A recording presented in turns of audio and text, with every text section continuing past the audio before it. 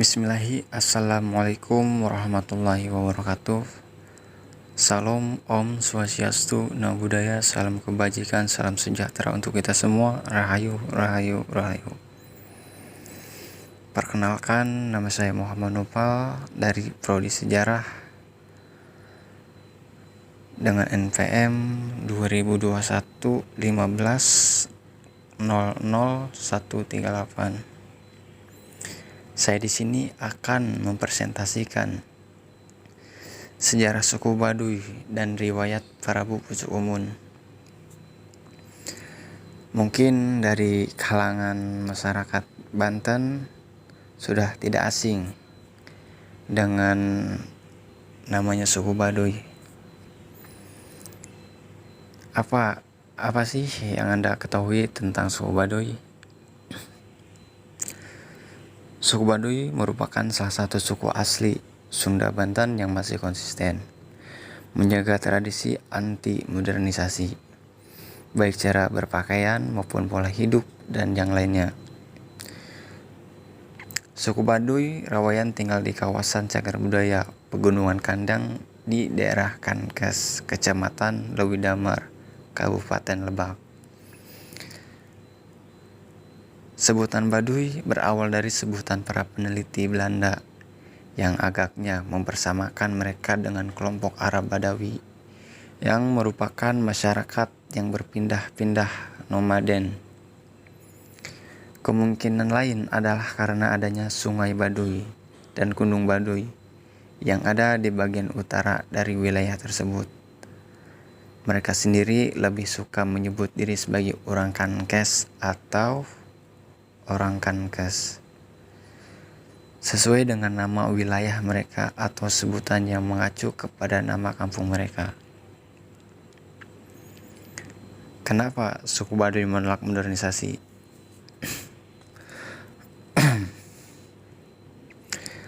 Karena suku Baduy mempunyai identitas yang sangat mencolok dengan keunikan budaya dan tradisi adat istiadatnya yang telah dipegang secara turun-temurun. Menariknya, letak suku Baduy dekat dengan kebisingan ibu kota, yakni terletak di wilayah Banten, Kabupaten Lebak. Meskipun begitu, mereka tetap memegang teguh kebudayaan leluhurnya, menolak modernisasi budaya luar, dan mengisolasi diri dari dunia luar. Sehingga masyarakat suku ini terikat dengan aturan adat yang ketat dengan serba tradisional dan menolak kata modernitas. Mereka tidak ingin budayanya terkontaminasi dengan budaya luar untuk menjaga tradisi yang sudah menjadi pegangan turun-menurun dalam kehidupan bermasyarakat. Berikutnya ada suku Baduy dibagi menjadi dua. Ada suku Baduy dalam dan ada suku Baduy luar. Kalau suku Baduy dalam merupakan penduduk yang masih menjaga adat istiadat dengan ketat. Ya, maksudnya suku Baduy dalam umumnya lebih tertutup dan tidak menerima pengaruh budaya dari luar. Mereka memegang teguh konsep pikukuh. Ini adalah aturan adat yang isi terpentingnya mengenai keadaan, sebuah konsep tentang tidak ada perubahan sedikit mungkin atau tanpa perubahan apapun. Aturan ini diterapkan secara mutlak dalam keseharian mereka, sehingga banyak pantangan yang masih sangat ketat yang diperlakukan. Baduy dalam memiliki 3 kampung yang bertugas menyediakan kebutuhan dasar semua masyarakat. Tugas ini dipimpin oleh Puun selaku ketua adat tertinggi, serta dibantu oleh Jaro sebagai wakilnya. Sebagai tanda kepatuhan sekaligus pengakuan kepada penguasa, masyarakat Baduy secara rutin melaksanakannya. Jika tak ada halangan, tradisi ini rutin diadakan setahun sekali. Mereka menyerahkannya hasil bumi kepada penguasa setempat, yaitu Gubernur Banten.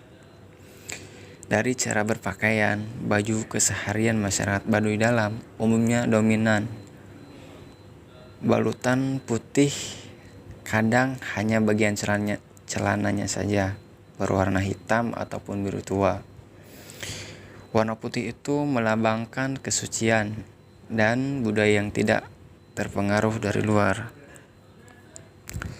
Kalau suku Baduy luar secara tradisi dan norma telah dipengaruhi oleh budaya modern, yang maksudnya untuk menopang kehidupan sehari-hari, ketua adat atau bisa disebut jaro memperkenalkan warganya menggunakan barang elektronik maupun produk buatan pabrik. Mereka umumnya juga lebih terbuka dan mau menerima tamu dari luar, bahkan mancanegara, untuk menginap di rumah mereka. Sementara Baduy luar menggunakan baju serba hitam atau biru tua saat melakukan aktivitas. Hal ini menandakan bahwa masyarakat Baduy luar telah terkontaminasi dengan budaya modern. Ditinjau dari jumlah penduduknya, masyarakat Baduy luar memiliki kelompok besar berjumlah ribuan orang. Mereka menempati puluhan kampung di bagian utara Kankes seperti daerah Kaduketuk, Cikaju, Gajebo, Kadukolot, Cisagu, dan sebagainya. Sementara di bagian selatan yang terletak di pedalaman hutan ditempati masyarakat Baduy Dalam, jumlah berpenduduk Baduy Dalam hanya ratusan jiwa, serta tersebar di 3 daerah, yaitu Kampung Ciweo, Cikesik, dan Cikartawana. Selanjutnya ada aliran kepercayaan yang masih dianut sebagai besar warga Baduy. Kepercayaan warga Baduy adalah Selam Sunda Wiwitan, yang berakar dari pemujaan kepada arwah nenek moyang, animisme, yang dipengaruhi juga oleh agama Buddha dan Hindu. Kepercayaan tersebut ditunjukkan dengan adanya pikukuh atau adat mutlak yang dianut dalam kehidupan sehari-hari. Isi terpenting dari pikukuh yaitu konsep tanpa ada perubahan apapun. Lojor henteu benang dipotong, pendek henteu benang disambung. Yang artinya panjang tidak boleh dipotong, pendek tidak boleh disambung.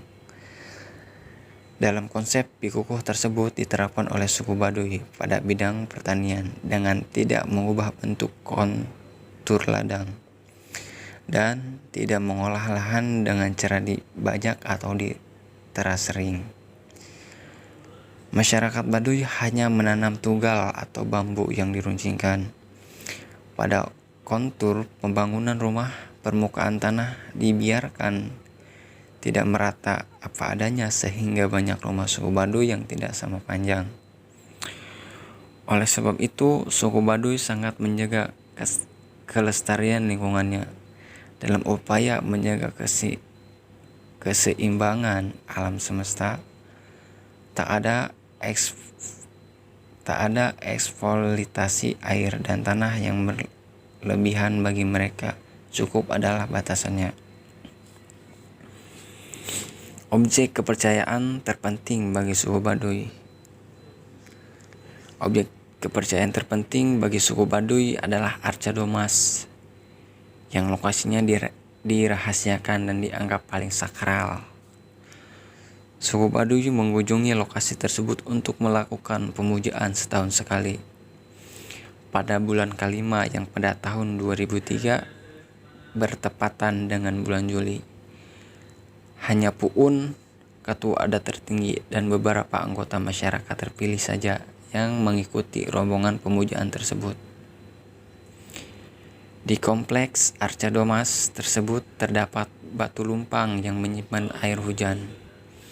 Apabila pada saat pemujaan ditemukan, batu lumpang tersebut ada dalam keadaan penuh air yang jernih. Itu merupakan pertanda bahwa hujan pada tahun tersebut akan banyak turun dan panen akan berhasil baik. Sebaliknya, apabila batu lumpang kering atau berair keruh, maka merupakan pertanda kegagalan panen. Selanjutnya ada riwayat Prabu Pucuk Umun.